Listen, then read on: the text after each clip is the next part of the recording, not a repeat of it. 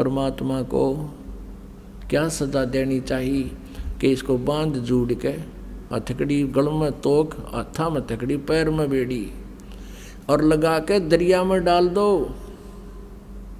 गंगा में। ऐसा ही किया गया, नौका में बैठाकर बेड़ी और हथकड़ी लगाए लगाए गले में तोक डले हुए और परमात्मा को गंगा के बीच में जाकर पटक दिया। और दर्शक पूरी काशी चारों तरफ खड़ी, पूरी काशी के लोग। अब वो परमात्मा को जो जल में पटका, हथकड़ी बेड़ी अपने आप टूट के एक तरफ गिर गई और परमात्मा उस जल पर ऐसे बैठ गए जैसे थल पर बैठा करें, और नीचे से लहरें खूब उमड़ उमड़ कर जा रही हैं। अब वो नौकाले तो वापस आ गए, परमात्मा बैठे नौके और सब देखें, अभी तो को नहीं डूबया। फिर शेख तकी ने कहा इसका पत्थर मारो, पत्थर मारो, लग गया पत्थर मारन।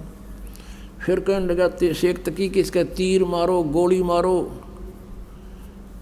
अब वो भी ना लगी। फिर क्या कहा कि लाओ तोब लाओ, तोब लाओ। तो सारे बुद्धि भ्रष्ट हो रही। राजा ने आदेश दे दिया, तोब ले गए और वहाँ से तोब के गोले मारे परमात्मा पे।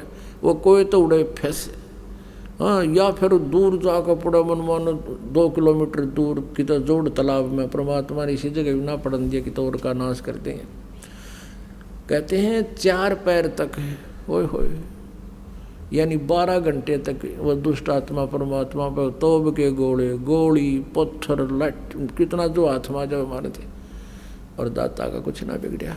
गरीबदास जी कहते हैं, गरीबदास उस पुरी में सबकी बुद्धि का नाश है, और फिर भी उनके सभी की बुद्धि का नाश हो रहा है। नो पहचान नहीं सके रहा भगवान बैठा, और इसका कोई असर नहीं हो रहा। पैर पकड़ लो हैं और माफी मांग लो। फिर परमात्मा ने सोचा कि ये शेख तकी इन भोली आत्माओं का कि न्यू रिहर्सल कराएं जाएगा। एकदम नीचे बैठ गए जल में, डूबते दिख गए। सब ने खुशी बनाई, डूब गए, डूब गए, डूब गए। फिर गिरती रेग इसके ऊपर।